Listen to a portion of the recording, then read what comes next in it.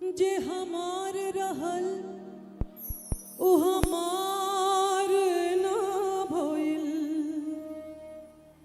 जे हमार रहल ओ हमार ना भइल, आ सपना सपने रह गइल,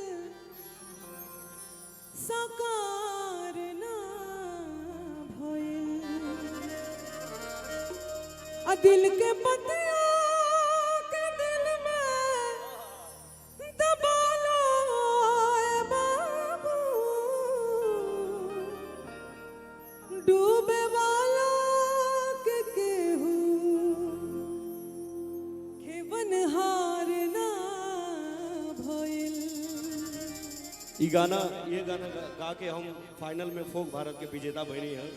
हाँ वाह वाह, बहुत बहुत बधाई। गाइए। तो दिल के बतिया के दिल में दबा लाए बाबू, तो डूबे वाला के केहू खेवनहार ना भइल। वाह वाह वाह वाह वाह। जेकर अचके में दिलवा टूट गई,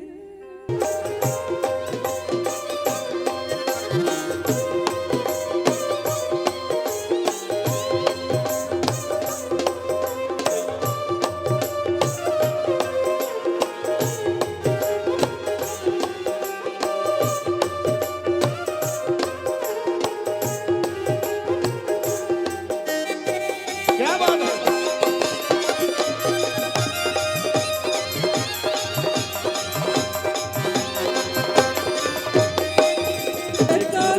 अचके में दिलवा टूट गई, ओकर जियत जिंदगिया मोहर में पाकर, जियत जिंदगिया मोहर में पाकर, जियत जिंदगिया मोहर में पाकर, जियत जिंदगिया